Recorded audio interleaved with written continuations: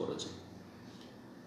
আমাদের ধারাবাহিক আলোচনা সহিহুল বুখারীর পর্ব চলছে ওযু সম্পর্কে। আজ 26শে রবিউল সানি মোতাবেক 1442 হিজরি মোতাবেক 11 ডিসেম্বর 2020। আলোচনা পর্ব নম্বর 4 এ হুজুর, আর অধ্যায় নম্বর হচ্ছে 12। ইমাম বুখারী রাহিমাহুল্লাহ বলছেন, বাবু মান তাবাররাজা আলা লাবিনাতাইন। এই অধ্যায় হচ্ছে এমন কোন ব্যক্তি সম্পর্কে যেই ব্যক্তি দুটো ইটের উপর বসে পেশাব পায়খানা করে। কেউ যদি দুটো ইটের উপর পা দিয়ে ভর দিয়ে পায়খানা পেশাব করে, প্রাকৃতিক প্রয়োজন। জি, প্রাকৃতিক প্রয়োজন হচ্ছে আরবিতে কাজায় হাজাত। এই কথাটি অনেকে আমাদের দেশে বলে। হাজা মানে প্রয়োজন। তো এই প্রয়োজন কোন প্রয়োজন? প্রাকৃতিক প্রয়োজন। মানুষ হিসাবে যেসব প্রয়োজন রয়েছে, অর্থাৎ পেশাব পায়খানা। পেশাব পায়খানা কথাটি শুনতে একটু যেন কেমন শ্রুতিকটু, শুনতে ভালো লাগছে না। সেই জন্য আরবি ভাষায় ভদ্রতার ভাষা হচ্ছে কাজায় হাজাত। কাদা মানে পুরা করা, হাজাত মানে প্রাকৃতিক প্রয়োজন। এখানে তাবাররাজা, বারাজ, এই বারাজ শব্দটি আজকাল ব্যবহার করা হয়। আপনি যদি চেকআপে যান, পেশাব পায়খানা চেকআপে যান, তাহলে বউল আর বারাজ, বউল হচ্ছে ইউরিন, পেশাব, আর পায়খানা চেক করা হচ্ছে বারাজ। তো বলছেন, বাবু মান তাবাররাজা আলা লাবিনাতাইন। লাবিনা কাঁচা ইটকে বলা হয়। এক হচ্ছে পোড়া ইট, আর একটা হচ্ছে কাঁচা ইট। কাঁচা ইট লাবিনা, ইটের উপর পা দিয়ে পেশাব পায়খানা করা, যাতে করে পেশাব পায়খানা আপনার শরীরে না লেগে যায়। যদি কেউ পেশাব করছে ওই সময় যদি মাটিতে বসে থাকে, তো পেশাবগুলি গড়ে এসে পায়ে রাখতে পারে, কিন্তু ইটের উপর যদি পা থাকে তাহলে অন্তত পায়ে আর লাগছে না। আজকাল যে টয়লেটগুলো বানানো টয়লেট, সেখানেও দেখেন এইগুলো পায়ের জায়গাগুলো উঁচা করা আছে একটু, তাই না? একটু উঁচা করা আছে। আর উঁচা না থাকলে আশঙ্কা আছে। উঁচা যদি না করা থাকে তো পেশাব পায়খানা যেখানে গড়ে পড়েছে সেই জায়গাটা নিচে করা আছে, তো এটাই হলো উঁচা করা। তার মানে এরকমটা কেউ যদি করে, দুটো ইটের উপর পা দিয়ে আছে, ঘর দিয়ে বসে পেশাব পায়খানা করছে, তো এটা প্রমাণিত, কোনো অসুবিধা নেই। তাবেই ওয়াসে বিন হেব্বান রাহমাতুল্লাহি আলাইহি বর্ণনা করেছেন প্রখ্যাত সাহাবী আব্দুল্লাহ বিন ওমর রাদিয়াল্লাহু তাআলা আনহু থেকে। দ্বিতীয় খলিফা আমিরুল মুমিনিন ওমর রাদিয়াল্লাহু তাআলা আনহুর ছেলে এবং বড় একজন সাহাবী ছিলেন। ওমর রাদিয়াল্লাহু তাআলা আনহুর পরে যদি তার পিতা কঠোরভাবে নিষেধ না করে যেতেন, তো অনেকের প্রস্তাব ছিল যে তিনি খলিফা হবেন। এত যোগ্য মানুষ তিনি। ওসমান, আলী, অন্যান্য এইরকম যারা সিনিয়র সাহাবায়ে কেরাম, তাদের মর্যাদার ইলমের দিক থেকে, আমলের দিক থেকে, সুন্নতের পাবন্দির ক্ষেত্রে তার বিস্ময়কর ঘটনাবলী রয়েছে। এত সুন্নতের পাবন্দ ছিল। সুন্নাত মানে আবার দেশীয় ভাষা, বাঙালিদের কাছে, আর বিশেষ করে বিদাতপন্থীদের কাছে দাড়ি টুপি, তাই না? সুন্নতি পোশাক মানে জুব্বা, এগুলো আসলে ভুল। সুন্নাত মানে জীবনের প্রতিটি ক্ষেত্রে রাসূলুল্লাহ সাল্লাল্লাহু আলাইহি ওয়াসাল্লামের আদর্শ মেনে চলা। যেখানে যেটা করেছেন সেটা আকীদার ক্ষেত্রে হোক, ইবাদতের ক্ষেত্রে হোক, আখলাক চরিত্রের ক্ষেত্রে হোক, চলাফেরার ক্ষেত্রে হোক, ব্যক্তি জীবনে হোক, পারিবারিক জীবনে হোক, জিকির আজকারের ক্ষেত্রে হোক, সামাজিক ক্ষেত্রে হোক, মানুষের সাথে চলাফেরার ক্ষেত্রে হোক। একজন মানুষ অসুখ হয়েছে, তো আমার সুন্নতি কাজ ওর সাথে, এখানে শুনুন। একজন মানুষ মারা গেছে, তার আপনি শুনতে পেলেন যে একজন মুসলিম মারা গেছে, আর আপনি জানাজায় হাজির হতে পারবেন, আর তার দাফনে হাজির হতে পারবেন, তো এখানে সুন্নতি তরিকা কি? যে না ভাই, গরিব মানুষ, সুতরাং এখানে যাওয়ার তো কোনো সার্থকতা নেই। যেমন কালকের এক জানাজা দেখলাম, একজন বাংলাদেশি জানাজা হইল, 5টা বাঙালি ছাড়া কেউ নেই, সব আরবরাই জানাজা করল। কারণ মানুষ যে গরিব, তার জানাজায় গিয়ে যার পার্থিব কোনো ফায়দা নেই। ধনীদের জানাজায় যদিও বেদিন হোক না কেন, যদিও নাস্তিক হোক না কেন, যদিও মুশরিক হোক না কেন, কবর পূজারী হোক না কেন, লক্ষ লক্ষ লোক। জি, এগুলো আসলে সুন্নত না। আমি সুন্নতি কাজ করে এলাম, লক্ষ লক্ষ লোক জানাজে হাজির হয়েছে। আরে সব বিদাতি, আর বিদাতির জানাজে গেছে না, নাস্তিক বিধর্মী, ইসলাম বিদ্বেষী, তার জানাজায় লক্ষ লক্ষ হাজার হাজার লোক, ফায়দা কি? জি, কোন সুন্নাত পালন করতে গেছে না। তো কথা হচ্ছে যে সুন্নাত মানে সার্বিক জীবনে রাসূলুল্লাহ সাল্লাল্লাহু আলাইহি ওয়াসাল্লামের আদর্শের বাস্তবায়ন। এই কথাটা সব সময় যদি আকীদার পরিশুদ্ধি আপনার হয়ে থাকে, আকীদা মানহাজ ঠিক হয়ে থাকে, তাহলে এটা সবসময় বলা। আর দু চারটা কাজের নাম সুন্নত না। কেউ রফেদান করলো সুন্নত, আমি জোরে বললে সুন্নাত, হ্যাঁ সুন্নাত অবশ্যই, এগুলো সুন্নত, কিন্তু অনেক ক্ষেত্রে সুন্নত নেই, কিন্তু প্রচলিত সুন্নাত। দাড়ি ওয়াজিব, সুন্নত নাই, কিন্তু দাড়ি টুপি মানে সুন্নত মূর্খদের কাছে। না, টুপি সুন্নত নয়, যেটা সুন্নত নেই সেটাও সুন্নাত, যেটা ওয়াজিব সেটাও সুন্নাত। অজ্ঞতা, আসলে অজ্ঞতা সমাজে।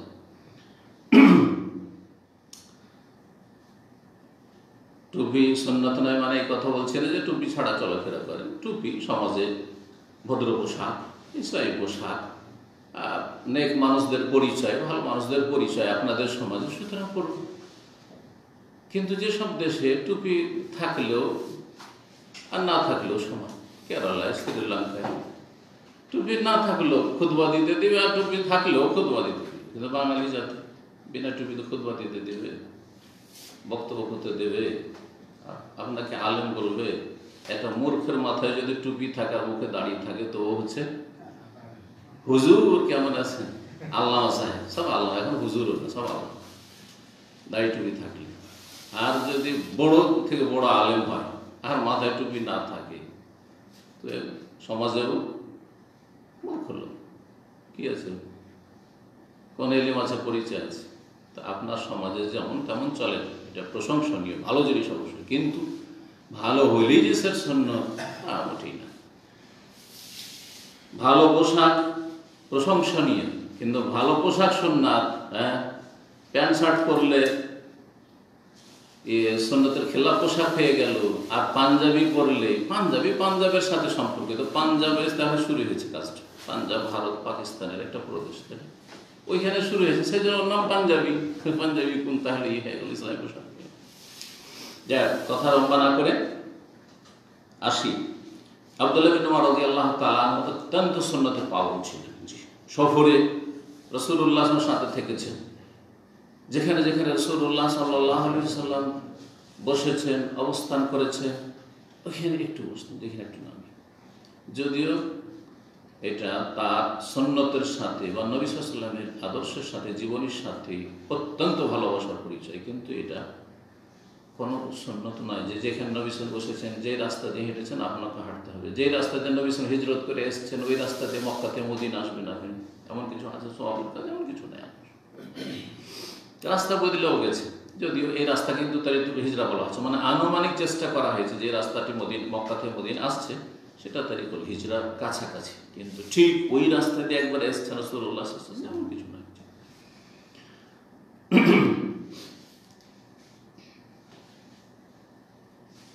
আল্লাহ কানা ইয়াকুল, আব্দুল্লাহ ইবনে উমর রাদিয়াল্লাহু তাআলা বলতেন, ইন্নান নাসান ইয়াকুলুন, কিছু মানুষরা আছে যারা বলে, কি বলে, এদা কাল তালা হাজাতিকা, যখন তোমার প্রাকৃতিক প্রয়োজন পুরা করার জন্য বসবে, তার মানে পায়খানা পেশাবে বসবে, ফালা তাস্তাকবিরিল কিবলাতা ওয়ালা বাইতুল মাকদিসি, তখন তুমি কিবলার সামনে করবে না, আর বাইতুল মুকাদ্দাসকে বা বাইতুল মাকদিসকে সামনে করবে না। বাইতুল মুকাদ্দাস বলতে পারেন, অথবা বাইতুল মাকদিসও বলতে পারেন, বাইতুল মুকাদ্দাস নয়। তিন রকম বলার প্রচলন আছে, দুটো ঠিক, একটা ভুল। বাইতুল মুকাদ্দাস পবিত্র, যাকে আল্লাহ পবিত্র করেছেন, আর না হয় বাইতুল মাকদিস, জারফে মাকান, মাকদিস যারা হায়দ্রাবাদ থেকে মদরেব, জি, জারফে জামান বা মাকান, জারফে সেগা, মাকদিস বলবেন। কিন্তু বাইতুল মুকাদ্দিস পবিত্রকারী ঘর না, পবিত্রকারী না, ইসিম ফাইল না, বা ইসিম মফুল মুকাদ্দাস, আর না হইলে মাকদিস, জারফে মাকান। যারা আরবি গ্রামার বুঝে তাদের জন্য বললাম, দুটো উচ্চারণ ঠিক। আর আরেকটি যে প্রচলিত ভুল। ফাকাল আব্দুল্লাহ বিন ওমর, মানে লোকেরা বলে যে সামনে কিবলা করা যাবে না আর বাইতুল মুকাদ্দাসকেও সামনে করা যাবে না, বাইতুল মুকাদ্দাসকে সামনে করলে কিবলা পিছনে হবে, এটা লোকেরা বলে থাকে। সেটা অনেকের তখন সাহাবায়ে কেরামদের মত ছিল, সেটা ঘরে হোক আর বাইরে হোক। বিষয়টি সাহাবায়ে কেরামদের আমল থেকে ইখতিলাফ চলে আসছে, ঘরে হোক অথবা বাইরে হোক, অর্থাৎ বানা টয়লেটের ভিতরে হোক অথবা খোলা মাঠে হোক, পেশাব পায়খানায় কেবলা সামনে করা যাবে না। আর বাইতুল মুকাদ্দাসও সামনে করা, আর বাইতুল মুকাদ্দাস উত্তর দিকে মক্কা থেকে, কাবা থেকে, সুতরাং বাইতুল মুকাদ্দাসকে যদি সামনে করেন তো পেছনে হয়ে যাবে কেবলা, তো পেছনেও করা যাবে না, আগে পিছিয়ে করা যাবে না। আব্দুল্লাহ বিন ওমর রাদিয়াল্লাহু তাআলা আনহুমা ইজতিহাদ এবং মত ছিল যেটা দলিলের দিক থেকে শক্তিশালী,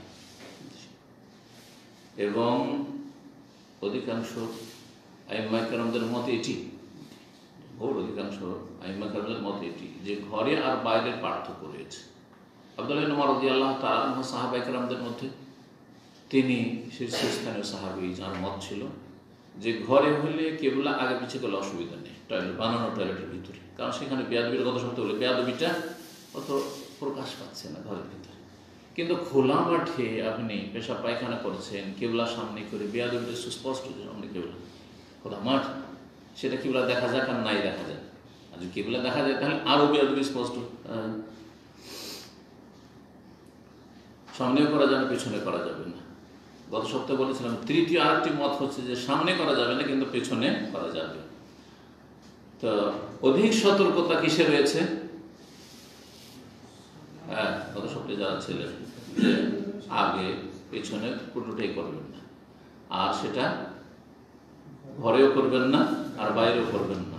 এই মতটি ছিল আবু আইয়ুব আনসারী রাদিয়াল্লাহু তাআলা আনহু প্রখ্যাত সাহাবী। তিনি যেহেতু এই হাদিসের বর্ণনাকারী, যে তোমরা যখন পেশাব পায়খানায় পূরণ করবে তখন ফালা তাস্তাকবিরুল কিবলাতা বিগায়াতিন ওয়ালা বাউলিন ওয়ালা তাস্তাদবিরুহা ওয়ালাকিন শাররিকু ওয়া গাররিবু। বছর হাদিস, এই হাদিসটি ছিল। তো তার মত ছিল যে ঘরেও চলবে না, বাইরেও চলবে না। আর এই ইখতিলাফ তারপরে ফুকাহায়ে কেরামদের মাঝে চলে আসে। ইমাম হানিফা রাহমাহুল্লাহর মাযহাবে ঘরে হোক আর বাইরে হোক, সামনে হোক আর পিছনে হোক, কোনোটাই চলবে না। অনেক আহলে হাদিস উলামায়ে কেরাম বলছেন যে এটাই ঠিক, অথবা এইটাতে রয়েছে অধিক সতর্কতা। আমার মত হচ্ছে এটাতে রয়েছে অধিক আপনার তাকওয়া পরহেজগারের সতর্কতা। যখন ঘর বানাবেন, টয়লেট বানাবেন, তখন আপনি এমন করে বানাবেন যাতে কিবলা সামনেও না করতে হয়, পেছনে না করতে হয়। কিন্তু যদি দেখেন যে আমার এইভাবে করতে হচ্ছে তাহলে জায়েজ, অথবা কোথাও হোটেলে অথবা কারো বাড়িতে গেছেন, আপনি ইসলামিক সেন্টারে এসছেন আর কিবলা যদি আমাদের এখানে কিবলামুখী হয়ে নেই আলহামদুলিল্লাহ, কিন্তু যদি বানানো থাকে তো জায়েজ, কারণ এরও পক্ষে দলিল আছে, দলিল আসছে। আজকে কয়েকবার করে হাদিসটা আসবে। ইবনে ওমর রাদিয়াল্লাহু তাআলা আনহু যে দেখেছেন এবং বর্ণনা করছেন সে আমলটি রাসূলুল্লাহ সাল্লাল্লাহু আলাইহি ওয়াসাল্লাম। এটি হচ্ছে ইমাম শাফিঈ রাহমাতুল্লাহ মত যে ঘরে জায়েজ সামনে পিছনে করা আর বাইরে জায়েজ নয়।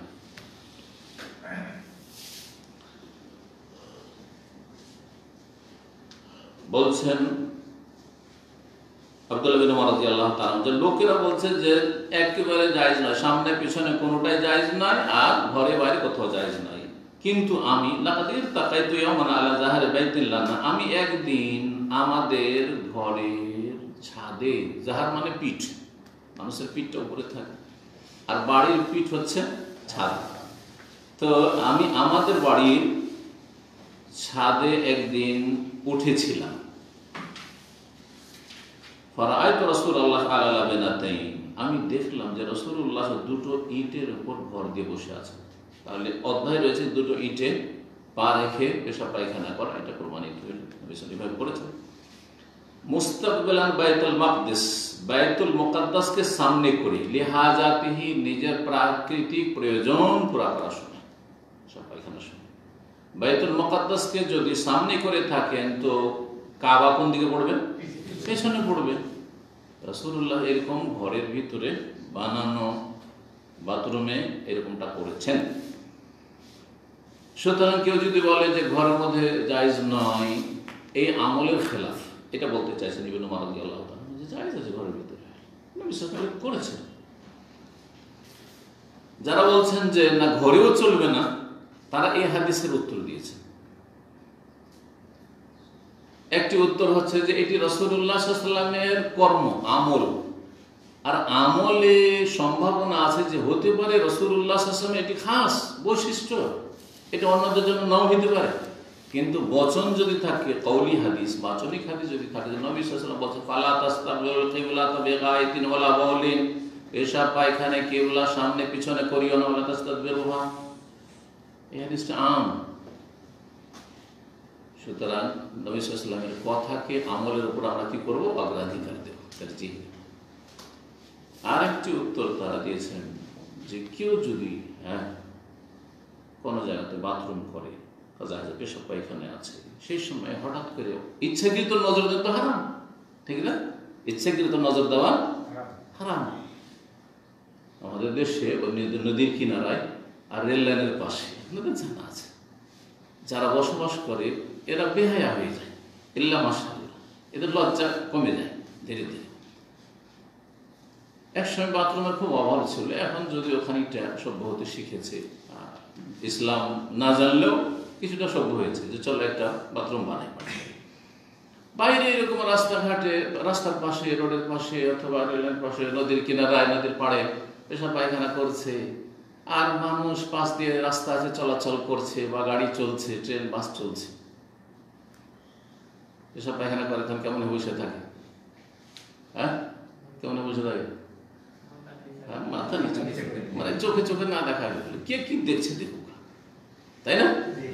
ঝাল মূর্খতা আসলে।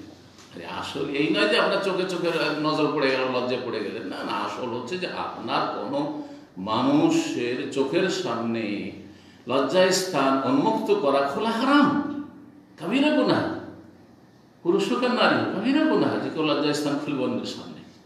লজ্জায় স্থান বলতে সামনে এবং পিছনটা, রানের ক্ষেত্রে না, কাবিরা গুনাহ নয়, রান প্রয়োজনে খোলা যেতে পারে, নবী সাল্লাল্লাহু আলাইহি ওয়াসাল্লাম প্রমাণিত হয়েছে। রানটা হচ্ছে আওরাত, কিন্তু এই আওরাত খাফিফ, হালকা, ঢেকে রাখা ভালো, উচিত, কিন্তু মাঝে মধ্যে প্রয়োজনে রান খুলতে পারেন। আমাদের দেশের চাষিরা রান খোলে না, বা কাজ করার জন্য কাপড় ছাটে না, কাঁচা বানায়।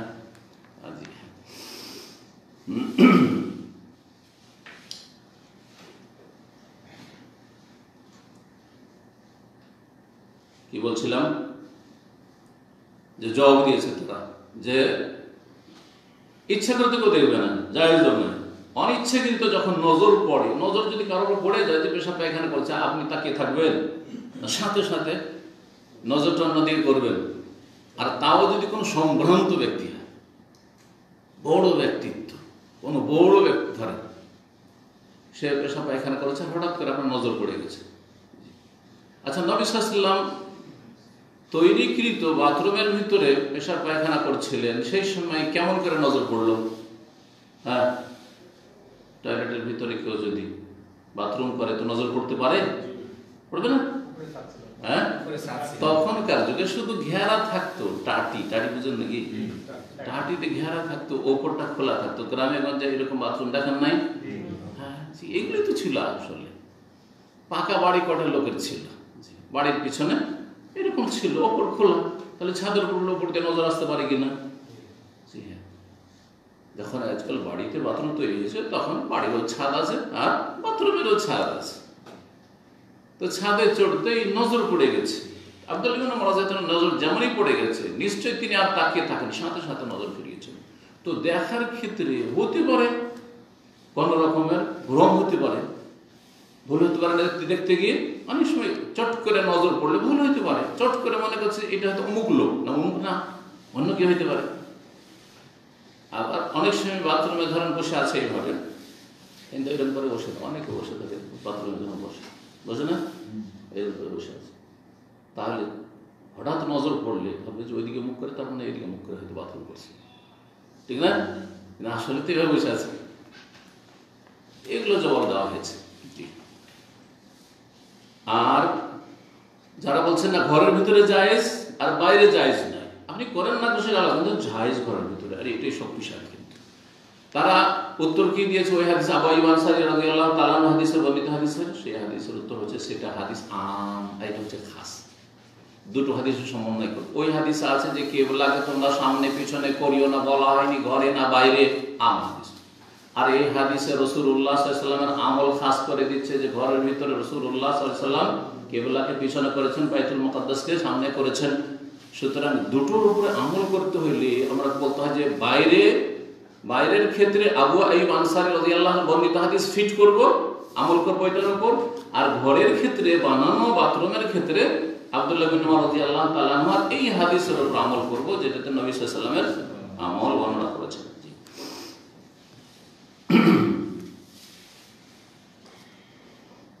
আর একটা মজহাব আছে জাহিরি মজহাব। আর অনেকে আজকাল কিন্তু জাহিরি ফতোয়া দিচ্ছে আমাদের আহলে হাদিসদের মধ্যে, ইলমের অভাবে এবং ফিকহের অভাবে। আর বড় বড় যারা সালাফদের আলেম ওলামা তাদের কিতাবাদি তারা স্টাডি করে না, যার অভাবে। ইবনে তাইমিয়া রাহিমাহুল্লাহর কিতাব পড়ে না, ইবনে কাইয়িম রাহিমাহুল্লাহর কিতাব পড়ে না, শেখ ইবনে বাজের ফতোয়া কিতাব পড়ে না, শেখ ইবনে উসাইমিনের কিতাব পড়ে না। হাদিস আছে দিয়ে দিল ফতোয়া, যার ফলে জাহিরি ফতোয়া দিয়ে দিচ্ছে। নিজেকে জাহিরি বলে না, যেকে বলছে আমি আহলে হাদিস সালাফি, কিন্তু আসলে সালাফি মানহাজের উপর নেই, ফতোয়ার উপর নেই, আছে ও জাহিরি ফতোয়া।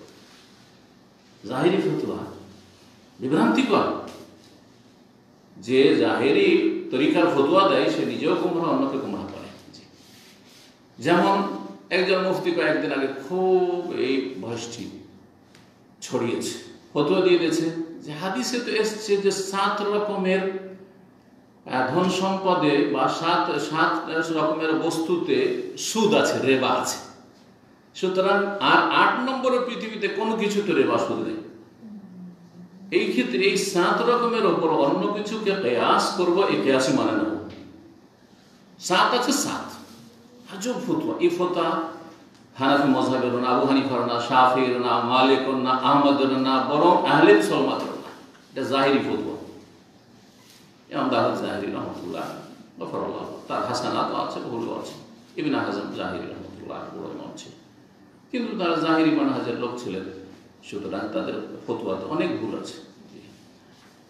এখন এই তরিকাতে ফতোয়া দিয়ে বসে আছে যে স্বর্ণ আর চাঁদির কথা, সুতরাং স্বর্ণ আর চাঁদিতে কি আছে? সুদ আছে। এই কাগজের নোটে সুদ নেই। এই ফতোয়া কেউ যদি দেয় সে নিজে গুমরাহ হলে অন্য গুমরাহ হবে। এই জাহিরি ফতোয়া, কথা বুঝতে পারছেন না? তো ওই রকমই জাহিরি ফতোয়া আছে এই পেশাব পায়খানা আর বিষয়ে, যে পেশাব পায়খানা করার ব্যাপারে যখন পরস্পর বিরোধী হাদিস আছে আর রাসূলুল্লাহ সাল্লাল্লাহু আলাইহি সাল্লাম এর মধ্যে এই হাদিসটাকে আপনার ঘরের ক্ষেত্রে খাস না করে বলছে এই হাদিস হচ্ছে নাসিখ, রহিতকারী। যে হাদিসে রাসূলুল্লাহ সাল্লাল্লাহু আলাইহি সাল্লামের আমল, যে তিনি কি করেছেন? কিবলাকে পিছনে করে বাথরুম করেছেন, তাহলে এটা রহিতকারী হাদিস। আর আবু আইয়ুব আনসারী হাদিস হচ্ছে মানসুখ। সুতরাং ঘরে হোক বাইরে হোক সব জায়গায় কিবলামুখী, কিবলা পিছনে করে পেশাব পায়খানা করা জায়েজ। দিল ফতোয়া, ভুল ফতোয়া, ভুল ফতোয়া। হাদিস শেষ হয়ে গেছে। ওয়াকালা, যখন এই হাদিস শোনালেন ইবনে ওমর রাদিয়াল্লাহু তাআলা আনহু, তারপরে বলছেন তার ছাত্রকে, তার ছাত্র এখানে রয়েছে ওয়াসি বিন হিব্বান রাহমাতুল্লাহ আলাইহি, তাবী। তাকে বলছেন তার ধারণা এরকম ছিল যে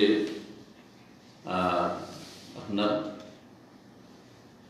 পেশাব পায়খানাতে বসলে ঘরে হোক বাইরে হোক কোনো জায়গাতে কেবলা মুখে হওয়া যাবে না, কেবলা পিছনে করা যাবে না। তো তার উপর খণ্ডন করতে গিয়ে বলছে ইবনে মুআদ্দিল আল্লাকা মিনাল্লাযিনা ইউসাল্লুনা আলা আওরাতিহিম, মনে হচ্ছে যে তুমি ওই সব লোকদের দলভুক্ত যারা নিতম্বে ভর দিয়ে সালাত আদায় করে, পাছায় ভর দিয়ে, সহজ ভাষায় ওরা ওয়ারিকের ভোজন, পাছাকে মাটিতে লাগিয়ে দিয়ে যারা সিজদা করে, সালাত আদায় করে, তাদের দলের লোক নাকি তুমি? মনে হচ্ছে এরকম। এটা বলার উদ্দেশ্য কি? হাফিজ ইবনে হাজার রাহমাতুল্লাহ আলাইহি এই সহিহ বুখারীর যে বিশাল ভাষ্য 12 খণ্ডে রয়েছে ফাথুল বারী, তাতে তিনি নকল করেছেন উক্তিগুলি বা এর ব্যাখ্যাগুলি। তাতে ইমাম কেরমানি রহমতুল্লাহ তার একটি সহিহ বুখারীর শারহ রয়েছে, ভাষ্য রয়েছে। ইমাম কেরমানি রহমতুল্লাহ যে ব্যাখ্যা করেছে সেটা হচ্ছে যে এখানে উদ্দেশ্য হচ্ছে তার অজ্ঞতা বর্ণনা করা, যে এক শ্রেণীর মূর্খ লোকের আছে যারা ভুল তরিকায় সালাত পড়ে। সেটা হচ্ছে সালাতে তারা নিতম্বকে একবারে মাটিতে লাগিয়ে দিয়ে আর হাতকে মাটিতে রেখে একবারে গুড়িসুড়ি হয়ে তারা সিজদা করে। এই হানাফি মহিলাদের নামাজ। হানাফি মহিলাদের নামাজ, জি হ্যাঁ, এই হানাফি মহিলাদের নামাজটি সহিহ হাদিস বিরোধী নামাজ। যে মহিলা এবং পুরুষের নামাজে পার্থক্য রয়েছে 14 রকম, আর তার একটা পার্থক্য হচ্ছে সিজদা করে তখন নিতম্বকে একবারে মাটির সাথে লাগিয়ে দিবে, হ্যাঁ, অধিক পর্দার জন্য। আরে অধিক পর্দা তুমি নিজের খেয়াল খুশি করতে নিয়ে আসবে, নবীর তরিকা নিয়ে আসতে হবে। নবী সাল্লু কামা রাআইতুমুনি উসাল্লি, তোমরা সালাত আদায় করো যেমন আমাকে সালাত আদায় করতে দেখলে, সে পুরুষ হোক আর নারী হোক। নবী শুধু পুরুষদের নবী নাকি না মহিলাদের নবী? মহিলাদের নবী। আর নবী সাল্লাল্লাহু আলাইহি ওয়াসাল্লাম বলছেন আমার মতো করে তোমরা সালাত আদায় করো। সেই সময় যদি নারী পুরুষের সালাতে পার্থক্য থাকতো পদ্ধতিগত, তাহলে বলতেন দেখো এই সাহাবীরা তোমরা আমার মতো সালাত সাল্লু কামা রাআইতুমুনি উসাল্লি, কিন্তু এই আমার বিবিরা আজওয়াজ মুতাহারাত, এই আমার মেয়েরা, এই সাহাবিয়াতরা, তোমরা কিন্তু তোমাদের তরিকা আলাদা আছে, শিখিয়ে দিলাম তোমাদেরকে এই ব্যাপার আছে করতে হবে। যতগুলি কিছু আসার নবী সাল্লাল্লাহু আলাইহি ওয়াসাল্লাম থেকে নয়, পরবর্তীকালে বর্ণনা করে সবগুলি জয়ীফ, দুর্বল, সহি না। আর না হলে কাহিনী ইজতিহাদ, ব্যক্তিগত কোনো তাবির ইজতিহাদ, এতে বেশি একটু পর্দা আছে, চলো একটু মহিলারা একবারে শুয়ে। অথচ এর বিপরীত হাদিস আছে, যখন তোমাদের কেউ সালাত আদায় করবে, সিজদা করবে, ফালা ইয়াফতারে সে ইফতিরাশাল কালবে, কুকুরের মতো বিছিয়ে দেবে না। কুকুরকে বসতে দিয়েছেন কেমন করে বসে? সামনের পা দুটো লম্বা করে বিছিয়ে দিয়ে বসে। যারা হাতকে এভাবে রেখে দিয়ে সিজদা করবে তাদের বসাটা ঠিক কুকুরের মতো হচ্ছে না? আচ্ছা, কুকুরের কথা কেমন বললেন? এমনি বলতেন যে হাত বিছিয়ে দিও না, কিন্তু ইফতিরাশাল কালবে, কুকুরের মতো বসিও না, কাকের মতো ঠোকর দিয়ে সালাত আদায় করিও না। এরকম বিভিন্ন পশু পাখির সাথে তুলনা করেছেন ভুল সালাতগুলি, ভুল নামাজগুলিকে। কি জন্য? রহস্যটা কি জানেন? রহস্য হচ্ছে মুসলিমদের অন্তরে ঘৃণা সৃষ্টি করা এই আমল থেকে, যে এই যে হাত বিছিয়ে সালাত আদায় করছো, তুমি কুকুরের মতো কাজ করো।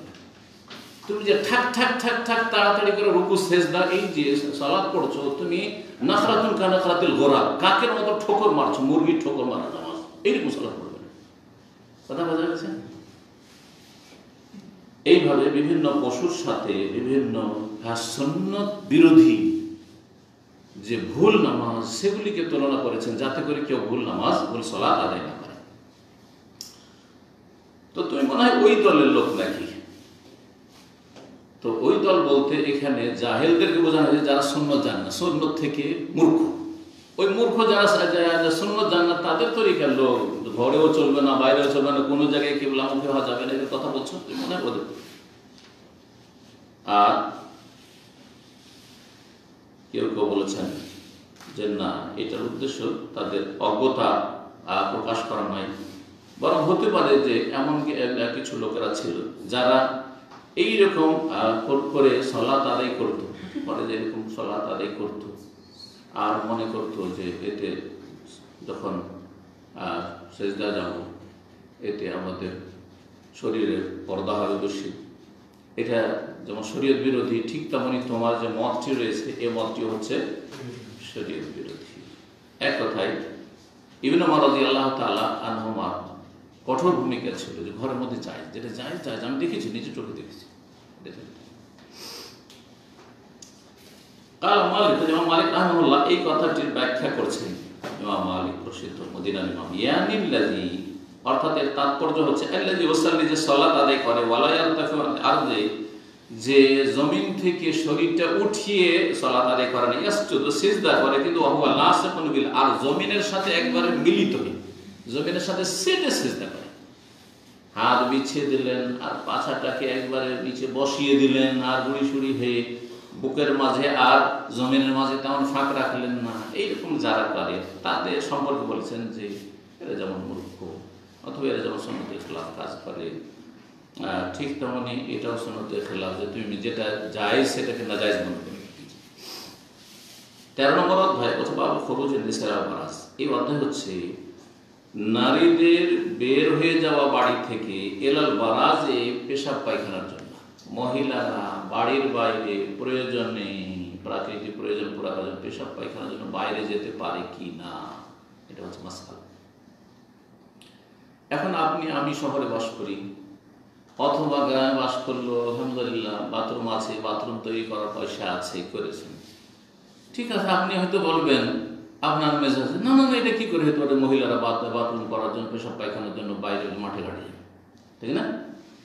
কিন্তু আজকের থেকে 30 বছর পিছনে চলে যান, যাই না, এখনো গ্রামগঞ্জে থাকতে পারে, যাওয়া হয় না তো বলতেও পারি না, কিন্তু আমরা চোখের সামনে দেখেছি অধিকাংশ বাড়িতে বাথরুমের ব্যবস্থা ছিল না, যার ফলে মহিলারা কোথায় যেত?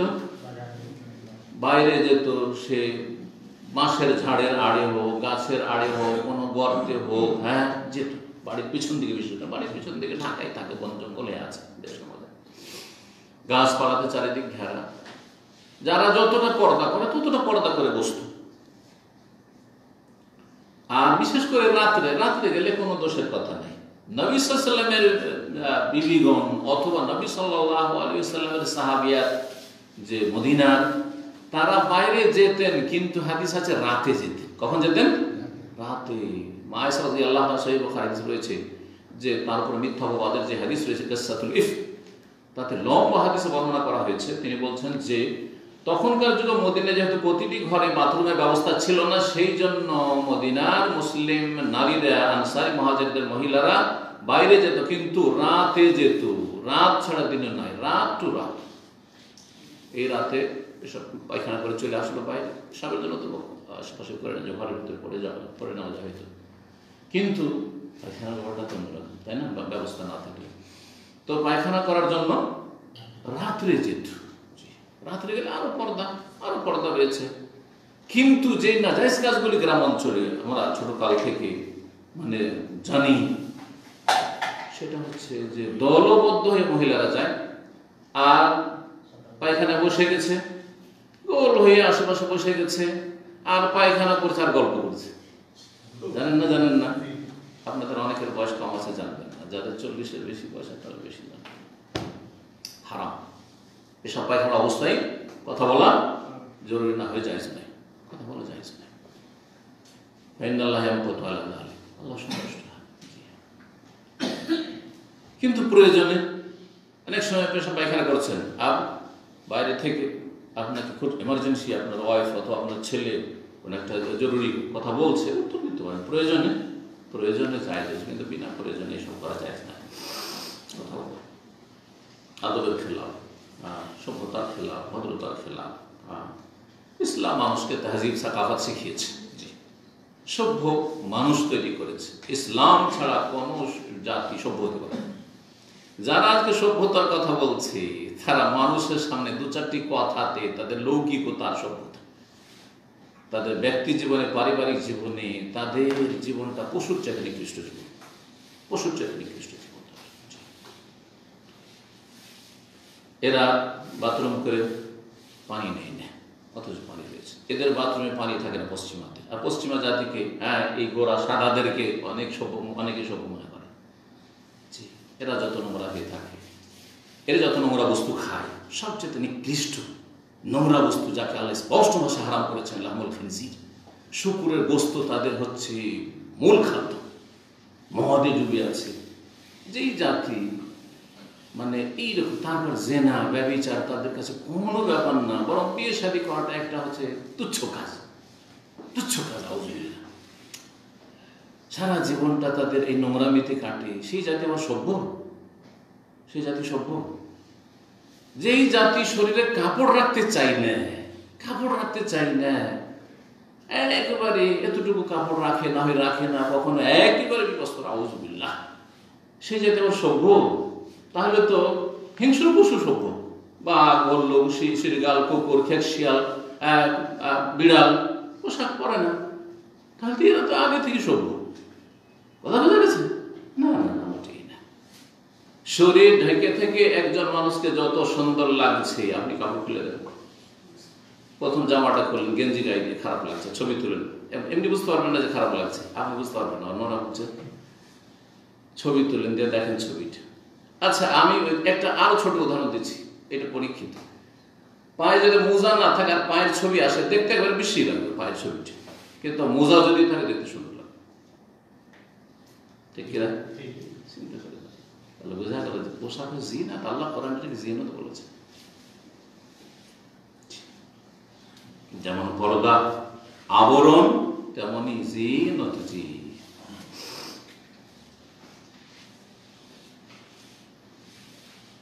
মা আয়েশা রাদিয়াল্লাহু তাআলা আনহা থেকে বর্ণিত হাদিস বলছেন, আন্না আজওয়াজান নবী সাল্লাল্লাহু আলাইহি ওয়াসাল্লাম কুননা ইয়াখরুজনা বিল-লাইল। চলে আসছে এখানে হাদিস, নবী সাল্লাল্লাহু আলাইহি ওয়াসাল্লামের বিবিগণ কুননা ইয়াখরুজনা বিল-লাইল, রাতে তারা বেরোতেন, রাত্রে যেতেন, দিনে না। তাহলে যদি সম্ভব হয় কারো অভাবের কারণে যদি বাথরুমের ব্যবস্থা না থাকে আর মহিলাদেরকে বাইরে যেতে হয়, তো তাদের জন্য উচিত হবে রাত্রে যাওয়া, রাতের দিনে যাবে না। আজকাল রাতেও তো ফিতনা, শয়তানদের ফিতনা বাইরে, সুতরাং সেখানেও একজন মাহরাম যদি কাছাকাছি থাকে, কেউ দাঁড়িয়ে আছে, কোনো পুরুষ স্বামী অথবা, তাহলে একটা প্রোটেকশন ব্যবস্থা আছে। নাহলে আজকাল তো বুঝতে পারছি কি ধর্ষণ হচ্ছে, তাই না? ওটাও খেয়াল রাখতে হবে, যেটা সেই যুগে ছিল। তারপরে কয়েকজন গেল, আর একটু দূরে দূরে বসলো, আর কেউ কারোর সাথে কথা বললো না, তাহলে অনেকটা নিরাপদ। দিনে যদি একান্ত যেতে হয়, তাহলে বাইরে হইলেও যেন পর্দা থাকে, আশেপাশে কোনো পুরুষ লোক নেই, পুরুষ লোকের নজর আসবে না, এরকম। রাতে তারা বেরোতেন। ইযা তাবাররাজান ইলাল মানাসি, যখন তারা পেশাব পায়খানার জন্য যেতেন, কোথায় বেরোতেন? ইয়াখরুজনা বিল-লাইল ইলাল মানাসি, মানাসে নামক এলাকায়। মানাসে নাসআ থেকে, নাসআ মানে হচ্ছে খালিস, খোলা ময়দান। এজন্য এর ব্যাখ্যা করেছে ওয়া হুয়া সাঈদুন আফিয়াহ। সাঈদুন মানে হচ্ছে ভূপৃষ্ঠ, এই যে মাটি, জমিন, খোলা মাঠ। আর আফিয়াহ মানে হচ্ছে ওয়াসি, আওসা, প্রশস্ত, প্রশস্ত খোলা মাঠ। এটা কোন দিকে ছিল? বাকির যে কবরস্থান রয়েছে, আমাদের দেশের মানুষরা জান্নাতুল বাকি বলে, আমরা বাকি বললে শুনতে ভালো লাগে না, তাই না? যত বিদাতি কথা শুনতে ভালো লাগে, জান্নাতুল বাকি, জান্নাতুল মুআল্লা, রওজা শরীফ, তাই না? মাজার শরীফ, শুনতে কত সুন্দর লাগছে। কিন্তু শয়তান খারাপ জিনিসকে সাজিয়ে সাজিয়ে পেশ করে। সে খারাপ কাজ হোক অথবা খারাপ কথা হোক, বেদাতি কথা হোক, ওগুলোকে সাজিয়ে পেশ করে। জান্নাতুল বাকি নামে কোনো কিছু নেই আসলে। জান্নাতুল বাকি বলা মানে এটা একটা ভুল ধারণা দেওয়া মানুষকে, যে এই বাকিতে কেউ যদি দাফন হয় তো জান্নাত। অথচ ঈমান এবং নেক আমল ছাড়া, ফরজ ওয়াজিবের হেফাজত ছাড়া, আর সহি আকীদা, বিশুদ্ধ আকীদা, তাওহীদ ছাড়া কেউ জান্নাতে যেতে পারবে না। তার উপরে আল্লাহর রহমত হবে, তখন আল্লাহর রহমত হবে। তাওহীদের শিরক আছে। আর মদিনায় বাস করে, মদিনায় শিয়া বাস করে না, খাওয়া একটা মহল্লা আছে আওয়ালি। তো কি মনে করছেন যে এইসব গুমরা, যারা নবী সাল্লাল্লাহু আলাইহি ওয়াসাল্লাম বিবিগণের শত্রু, যারা সাহাবায়ে কেরামদের শত্রু, যারা দ্বীন ইসলাম কোরআন সুন্নাহর শত্রু, যারা রাসূলুল্লাহ সাল্লাল্লাহু আলাইহি ওয়াসাল্লাম হাদিসে বুখারী, মুসলিম, আবু দাউদ, নাসাঈ, তিরমিজি, ইবনে মাজাহ কিছু বিশ্বাসী নয়, বরং তাদের অনেকেই অনেক ফিরকা, যারা কোরআনে কারীমে সন্দিহান, যারা খোলাফায়ে রাশিদিনকে আবু বকর, ওমর, ওসমান, আলী, এই তিনজন, আবু বকর, ওমর, ওসমান, তাদেরকে মুসলিম মনে করেন। আউযুবিল্লাহ, এত সহজ জান্নাত? তাদের ইসলামের খোঁজ খবর নিতে হবে, ইসলাম আছে কিনা। জি হ্যাঁ, কারণ কোরআন যদি অস্বীকার করে থাকে, কোরআনে আল্লাহ বলছে আমি রাজি, হারেরা বলছে রাজি না, কোরআন অস্বীকার, কোরআন অস্বীকার। এত সহজ নয় যে বেদাতি আকীদা নেই, মদিনায় কবর নেওয়ার জন্য ভারত বাংলাদেশ থেকে অনেকে আসে, পয়সা, অনেক বড় বড় আলেমরা এসছে, বেদাতি আলেমরা এসছে, মদিনায় কবর, মদিনা শরীফে কবর, জান্নাতুল বাকিতে বসে আছে, বছরকে বছর থাকছে। সুফি আকীদা নিয়ে, শিরকি আকীদা নিয়ে, বিদাতি আকীদা, হুলুল আর ওয়াহদাতুল ওজুদের আকীদা নিয়ে, আর এখানে মক্কা মদিনায় মারা গেছে। জান্নাত এত সহজ? এত সহজ নয়।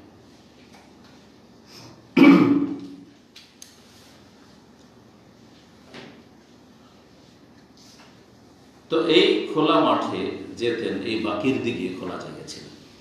ফাকানা ওমর, ওমর রাদিয়াল্লাহু তাআলা ইয়াকুলু নবী সাল্লাল্লাহু আলাইহি ওয়াসাল্লাম বলতেন, উহজুব নিসাকা, নবী সাল্লাল্লাহু আলাইহি ওয়াসাল্লামের কাছে আসতেন পর্দা নাযিল হওয়ার আগে। ওমর রাদিয়াল্লাহু বলতেন, ইয়া রাসূলুল্লাহ, পর্দা করা উচিত। আমাকে ভালো লাগছে না যে আপনার বিবিদেরকে বরফাজে দেখবে, কারণ পর্দার হেজাবের বিধান নাযিল ৬ষ্ঠ হিজরিতে, দেরি হয়ে নাযিল হয়েছে। মদিনা আসার পরে ৫ বছর পর নাযিল হয়েছে। মক্কাতে পর্দার হুকুম যতদিন নাযিল হয় ততদিন পর্যন্ত চেহারা ঢাকতো না মহিলারা, কারণ আল্লাহ হুকুম করেনি চেহারা ঢাকার, হাত ঢাকার, হাত চেহারা এগুলো খোলা থাকতো। কিন্তু যেমনই হিজাবের আয়াত নাযিল হলো ইউদনিনা আলাইহিন্না মিন জালাবিবিহিন্না, এই আয়াত যখন সূরা আহজাবে নাযিল হইল তখন নবী সাল্লাল্লাহু আলাইহি সাল্লামের বিবিগণ, তারপরে সাহাবিয়া সবাই তখন একটা চোখ খুলে, তখন তার পাতলাই কাপড় ছিল না, নেকাবের অবস্থা ছিল না, মোটা মোটা কাপড়, তখন ঘোমটা টেনে একটা চোখ দিয়ে রাস্তা দেখে, রাস্তার কিনারা কিনারা মহিলারা চোখ দেন।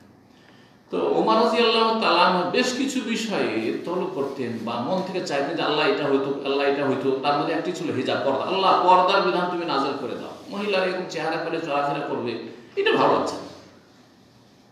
আল্লাহ তার মতের অনুকূলে ওহী নাযিল করেছেন অনেক বিষয়, তার মধ্যে এটি একটি বিষয়, বেশ কিছু বিষয় ছিল। পর্দা নাযিল হওয়ার আগ পর্যন্ত বাইরে যেতেন, আর পর্দা নাযিল হওয়ার পরেও, যে ইফকের হাদিসে রয়েছে যে পর্দা নাযিল হওয়ার পরেও রাসূলুল্লাহ বিবিগণ রাতের বেলা মাঝে মধ্যে যেতেন, বাইরে যেতেন, দুজন তিনজন একসাথে গেলেন আর তাজা হাজাত করে আসলেন, কারো বাড়িতে এরকম ব্যবস্থা অনেকের ছিল না। আপনার বিবিদের আপনি হিজাবের ব্যবস্থা করুন, হিজাবের নির্দেশ দিন। ফালাম ইয়াকুন রাসূল ইয়াফআল, কিন্তু রাসূলুল্লাহ সাল্লাল্লাহু আলাইহি ওয়াসাল্লাম এই কাজটি করতেন না। কেন করতেন না?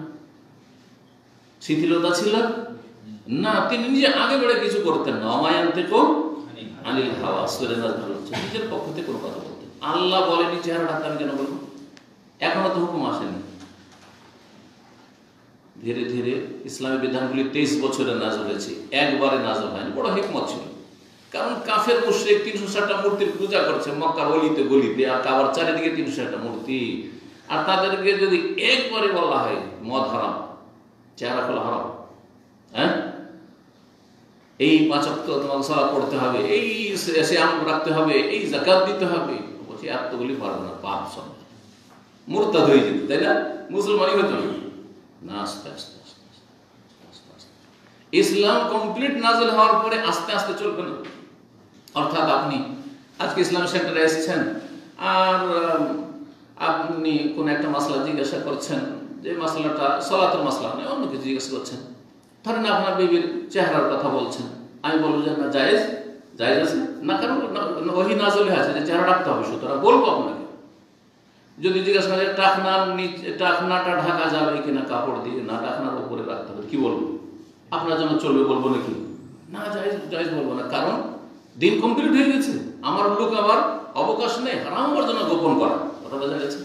কিন্তু আপনি যদি জিজ্ঞাসা না করেন, তো আমি আগে আপনার টাকনার নিচেও কাপড়, আর সিগারেটও খাচ্ছে, মুখ দিয়ে গন্ধ আসছে, আর শুনতে পেলাম যে তো নামাজও পড়ে না, তাহলে সবগুলি একসাথে বলবো না, সবগুলি। এটা হচ্ছে দাওয়ার হিকমত।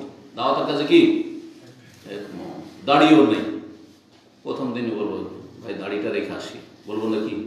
কখন না, এটা তরিকা না, এটা দাওয়াতের হিকমত। কিন্তু আপনি যদি জিজ্ঞাসা করেন দাড়ির, যে সে দাড়ির হুকুম কি, অবশ্যই বলবো যে আছে। আপনি জিজ্ঞাসা করে ফেলেছেন, আমাকে সহি কথা বলতেন না, কি আমাদের ভেসে যাবো।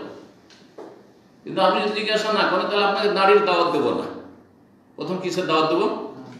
তৌহিদ। যদি জানি যে আপনি মাজারপন্থী, 8 মাইজ ভান্ডারি, আপনি দেওয়ানবাগী, আগে তৌহিদ, সালাতের আগে তৌহিদের কথা। কবর পূজা ছাড়ুন, পীর পূজা ছাড়ুন, মাজার পূজা ছাড়ুন, না হলে কিচ্ছু কবুল হবে না। এই নামাজ পড়ে লাভ নাই, জমা বেকার আপনার এই স্মৃতি পুকুরে আপনি দাঁড়িয়ে কোন কাজে আসবে না। আপনি তৌহিদি জনতা না, শিরকি জনতা, যতই বলেন না কেন। জানছি মাশাআল্লাহ, তৌহিদের সাথে সাথে তৌহিদের সমানই গুরুত্ব রাখে কিন্তু সালাত। সুতরাং বলবো আপনাকে 5 ওয়াক্ত সালাত পড়ে, আরে বেশি না পারবেন দিনের রাতে 70 রাকাত পড়ে নেবেন, ফরজটা পড়ে 5 ওয়াক্ত, ফজর ছাড়বেন না। সুন্নাত ভারী লাগছে, ঠিক আছে, আস্তে আস্তে পড়ে নেবেন। আপনি 70 রাকাত পড়ে দেন, আপনি মুসলিম, বুঝা গেছে না? এটাকে বলা হয় তাদাররুজ ফি দাওয়া। দাওয়াতের ক্ষেত্রে ধাপে ধাপে বাড়াতে হবে, স্টেপ বাই স্টেপ। আপনি বেহায়া পরিবারের, হ্যাঁ, মেয়ে বিয়ে করে নিয়ে এসছেন, আর নিয়ে আসার পরে একবারে লাগাম টেনে ধরেছেন। কি করবে মহিলা? পালিয়ে গিয়ে কোনো খারাপ ছেলের সাথে পালিয়ে যাবে। কোন হুজুরের পাল্লাতে পড়েছি, হ্যাঁ ঠিক না? আপনি প্রথম যেতেন না, আপনিও বেহায়া পরিবারে, বেদিন পরিবারে যেতেন না, যখন গিয়েছেন তো আস্তে আস্তে লাগামটা, আস্তে আস্তে রশিটা, আস্তে আস্তে। আল আহাম্মু ফাল মুহিম, যেটা বেশি গুরুত্বপূর্ণ আর গুরুত্বপূর্ণ সবই। আবার আমাদের কাছে এটা নেই, যেমন অনেকে বলে এই হাইজ নেফাসের মাসলা, এই সুন্নতের মাসলা, আপনারা এগুলো নিয়ে কেন বাড়াবাড়ি করেন? আর রফে দেন আমিন জোরে আসতে যাই করুক সারা জীবন বলবে না, এটা ভুল কথা। অবশ্যই বলতে হবে, কিন্তু গুরুত্বপূর্ণ আর অধিক গুরুত্বপূর্ণ, বুঝা গেছে না? গুরুত্বপূর্ণ আর অধিক গুরুত্বপূর্ণ। আপনি যখন গ্রামে যাবেন দেখবেন যে বড় রোগ, ঠিক ডাক্তার কাছে রোগী আসে, একটা লোক এসছে করোনা রোগী, আর তার সাথে তার মেলাগুলি রোগ আছে, আরো রোগ আছে, মেলা রোগ আছে। ডাক্তার সবগুলি একসাথে ওষুধ দিবে, এতগুলি নাকি? দেখবে যে যেটা রোগ ভালো করা এখন জরুরি, না হলে লোকটা এখনই মারা যাবে। হ্যাঁ, করোনা আক্রান্ত, এখন করোনা চিকিৎসা করি, বাকিগুলো থাক, একে বাঁচিয়ে রাখি, কমসে কম বাঁচিয়ে রাখি, আস্তে আস্তে সুস্থ হলে তখন অন্য ওষুধ দিতে।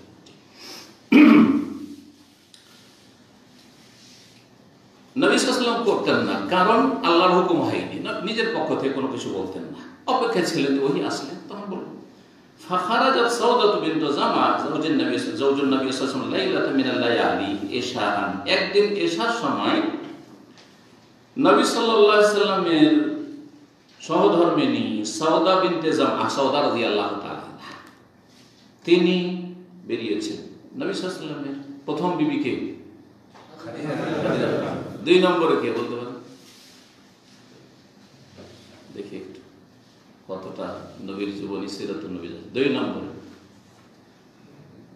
কাকে বিয়ে করেছেন? হ্যাঁ, সাউদা রাদিয়াল্লাহু তাআলা। আইডিয়া তো বললেন না? হ্যাঁ, সাউদা রাদিয়াল্লাহু তাআলা। তিন নম্বরে আয়েশা রাদিয়াল্লাহু তাআলা। আয়েশা রাদিয়াল্লাহু তাআলা ছোট ছিলেন তিনি। সাউদা রাদিয়াল্লাহু তাআলা আনহা একদিন রাতে বেরিয়েছেন এসার সময়। ওয়াকানাত ইমরাতান তাওয়িলা, তিনি কিন্তু খুব লম্বা রমণী ছিলেন, উঁচা, দীর্ঘকায়ী ছিলেন। ফানাদাহু উমর রাদিয়াল্লাহু তাআলা আনহু পছন্দ করতেন না যে নবীর বিবিরা জায়েজ হলো কেন যাবে বাইরে, রাতে হইল কেন যাবে, শক্ত ছিল ওমর রাদিয়াল্লাহু তাআলা, দিনের ক্ষেত্রে কঠোর ছিল। ওমর রাদিয়াল্লাহু তাআলা সাহাবাকে ডাক দিচ্ছেন, আলা শোনেন, আলা শোনেন, তাক আরাফনাকি ইয়া সাউদা, হে সাউদা আপনাকে আমি চিনে ফেলেছি, আপনাকে আমি রাতের অন্ধকার হলো কি করেছি, চিনতে পেরে গেছি। কেন এই কথা বললেন? বলছেন হিরসান আলা আয়ানজিলাল হিজাব, এই আগ্রহ নিয়ে এবং এই কথার জন্য উদ্গ্রীব হয়ে যে যাতে করে হিজাবের বিধান নাযিল হয়ে যায় আর নবী সাল্লাল্লাহু আলাইহি বিবিগণ বাইরে না যান, আর যদি যেতে হয় তাহলে চেহারা ঢেকে যান। যদিও সেটা এসার সময় ছিল, রাতের অন্ধকার, এমন না যে লাইটিং হয়েছে এখনকার মতো, অন্ধকার, বাড়িতে তো লাইটের ব্যবস্থা থাকতো না। মা আয়েশা রাদিয়াল্লাহু তাআলা বলছেন নবী সাল্লাল্লাহু আলাইহি ইন্তেকালের সময় বা নবী সাল্লাল্লাহু আলাইহি ওয়াসাল্লামের শেষ জীবনে তাহাজ্জুদ পড়েছেন, আর আমি দেখি বিছানায় নেই, কোথায় গেছে? তো যদি সতীন থাকে আর বিছানায় না পায় স্বামীকে, তাহলে শয়তান কি ওয়াসওয়াসা দিবে? অন্য কারো কাছে গেছে, তাই না? এই পালপিটেশন শুরু হয়ে গেছে। তারপর আমি খুঁজে দেখছি, দেখি কোথাও অন্ধকারে আছে নাকি। দেখছি যে নবী সাল্লাল্লাহু আলাইহি সিজদায় লুটিয়ে পড়ে আছেন, ওয়া রিজলাহু মানসুবাতান, আর দুই পা এইভাবে দাঁড়িয়ে আছে, সিজদায় যেমন থাকে। নবী সাল্লাল্লাহু আলাইহি ওয়াসাল্লাম দোয়া করছেন সিজদায় পড়ে, সুবহানাল্লাহ। তো এইরকম খুঁজতে কেন হলো? এরকম করে খুঁজছেন, দাদা হাত লাগছে যে কোথায় আছে। কেন বলছেন তিনি, ওয়াল বুয়ুতু ইয়াওমাইযিন লাইসা ফিহা মাসাবিহ, ওই জামানে আমাদের বাড়িতে কোনো প্রদীপের ব্যবস্থা থাকতো না, আলোর ব্যবস্থা থাকতো না।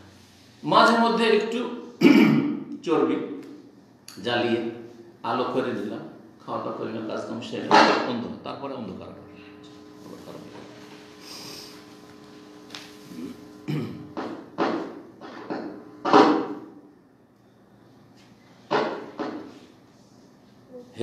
আশায় ওমর রাদিয়াল্লাহু তাআলা আনহু এই কথা বলেছে। ফাআনজালাল্লাহুল হিজাব, অতঃপর আল্লাহ রাব্বুল হিজাবের বিধান নাযিল করলেন, হিজাবের বিধান নাযিল করলেন।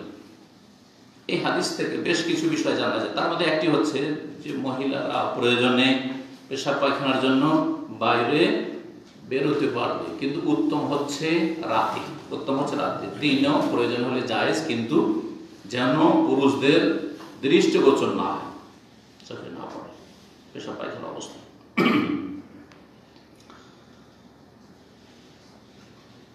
আর কি জানতে পারলেন দেখি? এর নাম হচ্ছে ইস্তেমবাদ। একটা হাদিস থেকে অনেক মাসাইল বেরোতে পারে। এই হাদিস থেকে কি জানা গেল না যে বেগানা মহিলার সাথে কথা বলা জায়েজ? জানা গেল না? ওমর রাদিয়াল্লাহু তাআলা আনহু মাহরাম নন নবী সাল্লাল্লাহু আলাইহি বিবির জন্য, যদিও নবীর বিবিগণ সবাই উম্মতের মা, আমাদের মা তারও মা, ওয়াজওয়াজ উম্মাহাতুহুম, কিন্তু এই মা কোন দিক থেকে? বিবাহ করা হারাম। যেমন মাকে হারাম, তেমন নবীর বিবিগণকে বিবাহ করা উম্মতের জন্য হারাম। এই দিক থেকে, সম্মানের দিক থেকে, শ্রদ্ধার দিক থেকে, ইহতিরাম তাজিমের দিক থেকে। কিন্তু বাকি শরীয়তের মাসাইলের দিক থেকে মা নয়। যেমন মাকে নিয়ে আপনি সফর করতে পারবেন, মায়ের সাথে আপনি একটা হোটেলে গিয়ে এক রুমে থাকতে পারবেন, পারবেন না? পারবেন না? মায়ের সাথে নির্জনে গল্প করতে পারবেন। নবীর বিবিগণের সাথে সাহাবায়ে কেরামদের এসব জায়েজ ছিল না? জায়েজ ছিল না। তাহলে নবী সাল্লাল্লাহু আলাইহি ওয়াসাল্লামের বিবিগণকে যে মা বলা হয়েছে সেটা বিশেষ বিশেষ বিষয়, যেদিকে ইঙ্গিত করলাম। তো তাহলে বেগানা পুরুষ কথা বলেছেন তার সাথে, নবী সাল্লাল্লাহু আলাইহি ওয়াসাল্লাম বিবিগণের সাথে। সুতরাং প্রয়োজনে কেউ যদি কারো স্ত্রীর সাথে কথা বলে আর সেখানে ফিতনার আশঙ্কা না থাকে, আর সেটাও যদি আপনার দ্বীনি কথা হয়, তো জায়েজ না জায়েজ নয়? ধরেন একজন শেখকে, কোন আলেমকে মাসলা জিজ্ঞেস করছে কোন মহিলা, জায়েজ না জায়েজ নয়? সরাসরি এসে জিজ্ঞাসা করে জায়েজ নয়, এখানে এসে কেউ জিজ্ঞাসা করে জায়েজ, টেলিফোনে জিজ্ঞাসা করে জায়েজ নয়? জায়েজ। আওয়াজ শোনা জায়েজ, জি। কিন্তু সামনে এসে কথা বললে বা জিজ্ঞাসা করলে জিজ্ঞাসা করো, কিন্তু চেহারা ঢেকে কথা বলতে পারে। কথা বোঝা যাচ্ছে? চেহারা হচ্ছে হিজাব, ঢাকার বস্তু, সুতরাং শরীর ঢাকা থাকবে। আর কথা হিজাব নাই, যে কথা যেন মহিলার না শুনতে পায় কোনো পুরুষ, এমন কথা নাই। তবে এমন কথা শোনানো যাবে না পুরুষদেরকে যেই কথাতে আকর্ষণ রয়েছে। সঙ্গীত শোনাচ্ছে, আজকাল ইউটিউবে কিছু শিল্পী গোষ্ঠী আছে, সাবালিকা মেয়েদেরকে দিয়ে কি করছে, কি বলছে ওগুলোকে, এদের জাগরণী, অথবা তাদের ভাষায় আপনার কি বলছে, ইসলামিক গান, ইসলামী গজল, ইসলামী সঙ্গীত। হারাম, এগুলো হারাম। কারণ এগুলোতে কি আছে? আকর্ষণ আছে। আর একটা যুবতী যদি 16 বছর 18 বছরের মেয়ে হয়ে যায়, সাবালিকা মেয়ে, স্বামী, এইসব মেয়েদের যদি কেউ যদি গজল শোনায়, সঙ্গীত শোনা শুরু করে, তাহলে আমাদের বক্তব্য শুনবে, এলেম শিখবে, তার কোনো আলেমের লেকচার শুনবে না তো? কারণ আমাদের ভাষাতে তো আর ওই আকর্ষণ নেই, ফেতনা নেই। এখানে তো শয়তান আসে না, শয়তান আরো তাড়াইবে, এতক্ষণ ধরে কেমন করে শুনবে 1 ঘন্টার লেকচার। আর মহিলা যদি ঘন্টার পর ঘন্টা যদি গান গায়, গীত গায়, তো শুনতে মজা লাগে। কারণ শয়তান ওখানে কাছে আছে, শয়তান বলছে শোন, চল জাহান্নামে আমার সাথে।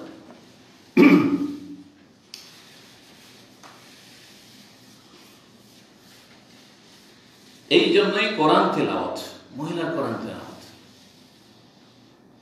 মহিলার কাছ থেকে শিখার ব্যবস্থা থাকলে পুরুষ কখনো কোরআন তেলাওয়াত শুনে। এই পুরুষ ওস্তাদের কাছে আমি কোরআন শিখছি, তাজবিদ শিখছি, আর কোরআন মস্ক করছি, না জায়েজ নয়।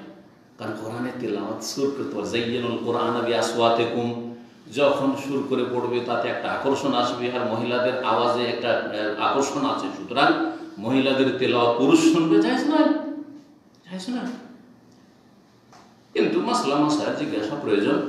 কেনাকাটা, মুদিখানা দোকানে যাচ্ছে আর মহিলা কিনে আসে, কাপড়ের দোকানে, হয়তো স্বামী ব্যস্ত, স্বামী থাকলে, আর যদি এমনিও যায় স্বামীকে সাথে নিয়ে গেলে সবচেয়ে ভালো। কিন্তু মহিলা প্রয়োজনে যাচ্ছে, কোনো কিছু কিনে নিয়ে আসছে, জায়েজ নয়? জায়েজ। আমার কেন আমল থেকে আমল চলে আসছে, জায়েজ।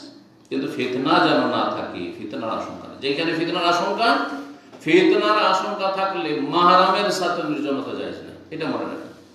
অর্থাৎ এই মশলা অনেকে জানে না, কিন্তু আপন মায়ের পেটের ভাই, কিন্তু চরিত্র খারাপ, লুচ্চা, চরিত্রহীন, তাহলে তার বোনেরা ওই ভাইয়ের সাথে সফর করবে না, ভাইয়ের সাথে নির্জনে গল্প করবে না, ভাইয়ের সামনে শরীর পুরো ঢেকে থাকবে, কারণ এর চরিত্র খারাপ, এর নজর খারাপ। যদি কেউ টের পায় যে কোনো মাহরামেরও নজর খারাপ হয়ে যাচ্ছে, আমার আপন মামা নজর খারাপ, নজর খারাপ, দূরে থাকে, দূরে থাকে, ঠিক না?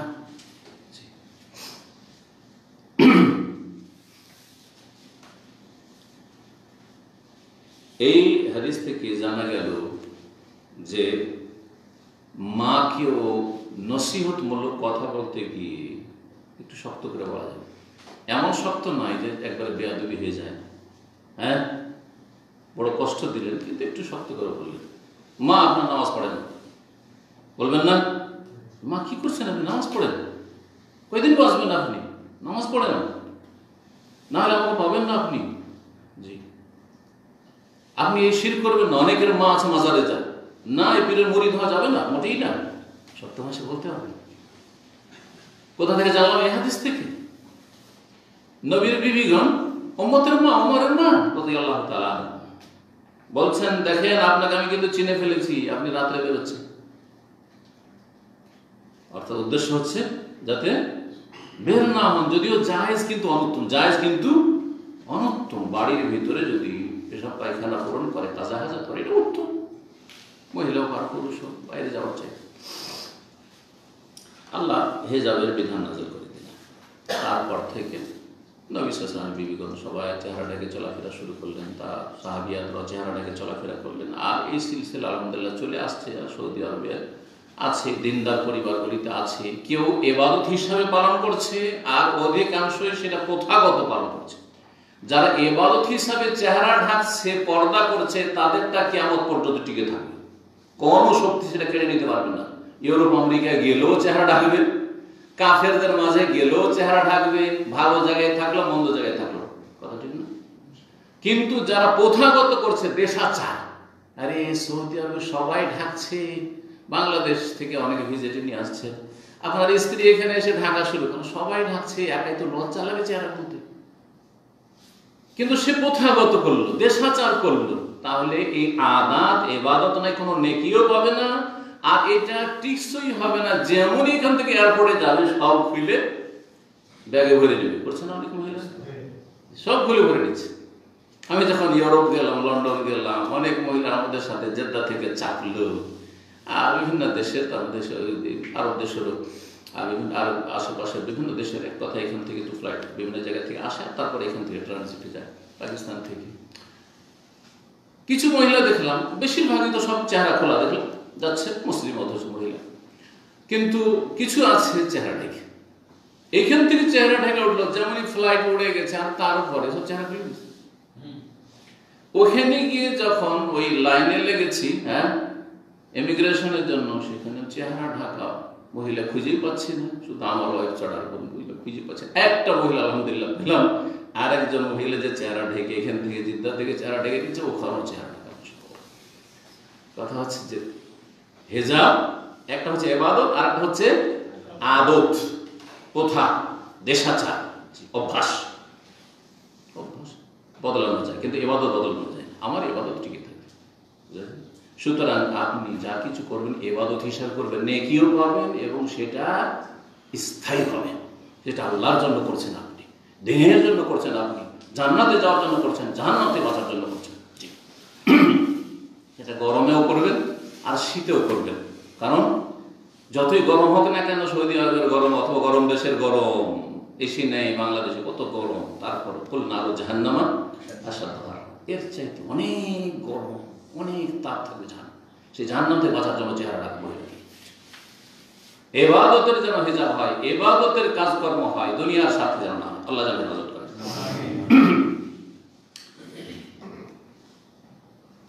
মায়েশা রাদিয়াল্লাহু তাআলা আনহা বর্ণিত 147 নম্বর হাদিস, নবী সাল্লাল্লাহু আলাইহি সাল্লাম থেকে তিনি বর্ণনা করেন, বলেন, নবী সাল্লাল্লাহু বলেন, কাদ ওযানা লাকুন্না, হে আমার বিবিরা বা হে আমার সাহাবী মহিলারা, তোমাদেরকে অনুমতি দেওয়া হয়েছে আল্লাহর পক্ষ থেকে, আনতাখরুজনা ফি হাজাতিকুন্না, যে তোমরা তোমাদের প্রাকৃতিক প্রয়োজন পুরা করার জন্য, পেশাব পায়খানার জন্য বাড়ির বাইরে বের হবে। কি করা হয়েছে? অনুমতি দেওয়া হয়েছে। কার পক্ষ থেকে? তাহলে নবী সাল্লাল্লাহু আলাইহি ওয়াসাল্লাম যদি বলেন শরীয়তের বিষয়ে যে আপনাদেরকে অনুমতি দেওয়া হয়েছে, তোমাদেরকে অনুমতি দেওয়া হয়েছে, কার পক্ষ থেকে? আল্লাহর পক্ষ থেকে। নবীকে অনুমতি দেনেওয়ালা কে? আল্লাহ। তাহলে আল্লাহ অনুমতি দিয়েছেন যে তোমরা পেশাব পায়খানা করার জন্য বাড়িতে ব্যবস্থা না থাকলে বাইরে যেতে পারবে। জি, এখনো পারবে, কিন্তু শর্ত হচ্ছে পর্দা, যেন বেহায়াবি পর্দা হয়ে নয়, রাস্তাতে যাওয়ার পথে আসার পথে এবং পেশাব পায়খানা পুরা করার সময় সেই সময় যেন কোনো পুরুষের নজর না আসে অথবা মহিলারও নজর না আসে। কারণ মহিলাকে দেখা যায় না। আবার আমাদের দেশে কিন্তু একটা অজ্ঞতা আছে, পুরুষরা পুরুষের সামনে কিন্তু খুব সতর্ক ঢাকে, কিন্তু মহিলার ক্ষেত্রে কিন্তু নির্লজ্জ। মহিলাদের সামনে শরীর খুলে দেওয়াটা খুব হালকা মনে করে। না, এটা নেই, একই রকম। যেমন একজন পুরুষ আরেকজন পুরুষের সামনে লজ্জাস্থান ঢাকা ফরজ, ঠিক তেমনি মহিলার সামনে লজ্জাস্থান ঢাকা ফরজ। কতটা খুলতে পারবেন?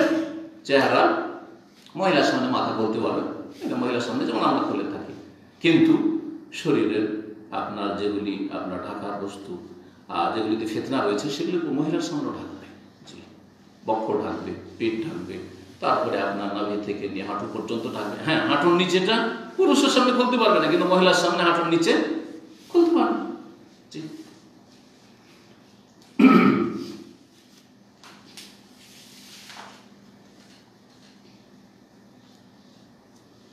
বাবু তাবাররুজ ফিল বুয়ুত। এই অধ্যায় হচ্ছে 14 নম্বর অধ্যায়, বাড়িতে পেশাব পায়খানা করা। আগেরটা বললেন যে মহিলাদের জন্য বের হওয়া বাইরে, তো মহিলারা যদি বাইরে বের হতে পারে, পুরুষরা বাইরে তো পেশাব পায়খানা করতে পারে, তাই না? কোনো অসুবিধা নেই, প্রয়োজন। এখন বাড়ির মধ্যে পেশাব পায়খানা করা যায় কিনা? যেখানে ইবাদতবন্দি করছেন, যেখানে আপনি ঘুমাচ্ছেন, বসবাস করছেন, সেই জায়গাতে বাথরুম বানানো, আজকাল বিশেষ করে যে অ্যাটাচ বাথরুম, এখানে ঘুমিয়ে এখানে সালাত আদায় করছেন আর পাশে এখানে করে বাথরুম, জায়েজ কিনা? এটাও এই হাদিস থেকে এবং এই অধ্যায় থেকে প্রমাণ করতে চাই বুখারী রাহমাতুল্লাহ আলাইহি। বাবু তাবাররুজ মানে পেশাব পায়খানা করা ফিল বুয়ুত, বাড়িতে। ওয়াসিম ইবনে হিব্বান রাহমাতুল্লাহ আলাইহি বর্ণনা করছেন, হাদিসটি এর আগে হয়ে গেছে সেজন্য শেষ করিনি। আব্দুল্লাহ ইবনে উমর রাদিয়াল্লাহু তাআলা থেকে বর্ণনা করছেন, কালা বলছেন, ইরতাকাইতু ফাওকা যাহরি বাইতি হাফসা, আমি উঠলাম বা চড়লাম হাফসা রাদিয়াল্লাহু তাআলা আনহার বাড়ির ছাদে। হাফসা কে? ওমর রাদিয়াল্লাহু তাআলা আনহার মেয়ে, নবী সাল্লাল্লাহু আলাইহি ওয়াসাল্লামের সহধর্মিণী এবং আব্দুল্লাহ বিন উমরের বোন। এই হাদিসে পাওয়া গেল যে এই ছাদটা ছিল কার বাড়িতে? হাফসা রাদিয়াল্লাহু তাআলা। আগের হাদিসে কি আছে? হ্যাঁ, আল্লাহ যাহরি বাইতিল্লাহ, আমাদের বাড়ির ছাদে। হাদিস তো পরস্পর বিরোধী হয়ে গেল, তাই না? বলছেন না, বিরোধী না, দুটোর সমন্বয়টা শুনে নেন। বোনের বাড়িকে প্রথমে একটি সমন্বয় হচ্ছে যে বোনের বাড়িকে নিজের বাড়ি বলা যায়।